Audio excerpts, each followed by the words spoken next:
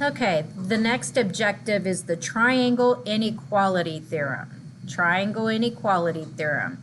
So that means that two sides of the triangle have to be greater than the third side. So you have to make sure A plus B is greater than C, B plus C is greater than A, and these are the side lengths, and A plus C is greater than B. Okay, so you do have to check that.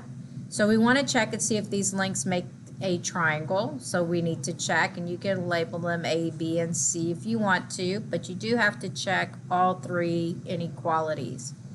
So 5 plus 13 has to be greater than 22, and oops, it's not. Mental math, it's 18 greater than 22, and that's false. Okay, so we know that's no because it's less than. Okay, we know it's no because it's less than. This is less than sign. Remember, it has to be greater than.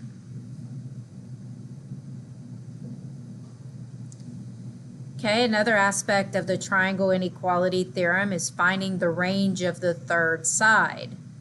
We're still going to do those triangle inequalities, but what we realize is if we add 5 plus 13, nope, I did that too much in my head. 5 plus 8, that gives us 13. That's our maximum number it can be.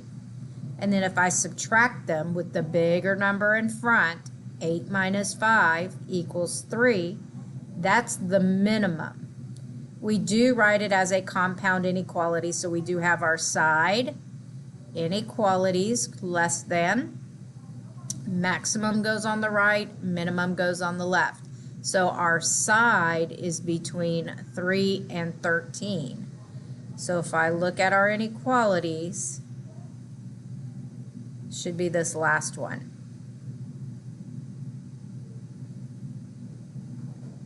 Again, I added the two sides to get my maximum, subtracted my two sides with the bigger number in front for the minimum, and my side has to fall in between.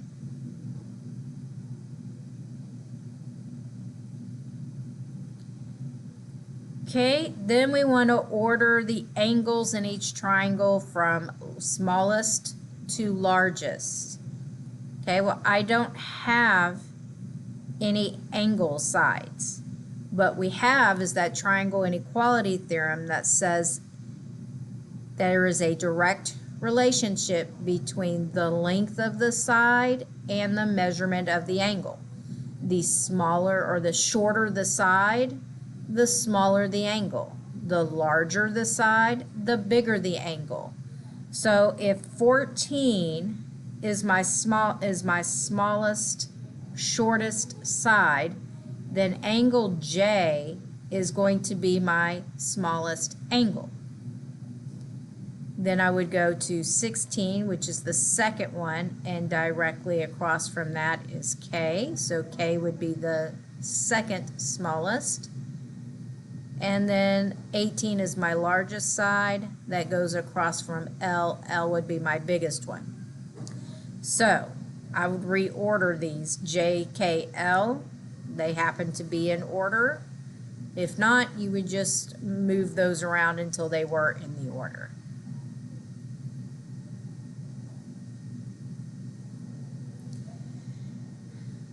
Okay, the next one would be to order the sides from least to greatest, and we are just given the angle measures. This is the vice versa of the previous problem. The smaller the angle, the shorter the side. The bigger the angle, the longer the side. So if I find my smallest angle, which is 55, this is my smallest one, and I look directly across from it, I'm looking at side GE. I'm looking at this side. So GE would be the shortest side. My next smallest angle would be the 62. So if I look across that angle, I see side GF. So GF would be my middle side. And then my largest angle is 63. That means directly across from it is EF, and EF would be my longest side. So then I would want to go over here and order those. So I've got GE, and in this case it's EG. Remember, we can name a segment by either endpoint. Then we have GF, and that would be the same as FG. And then we have EF. So you would order them from shortest to longest. So we have EG should be up top. Didn't quite go. Okay, EG, FG, and then EF. So that would be the correct order. And this is using the triangle inequality theorem for objective 2.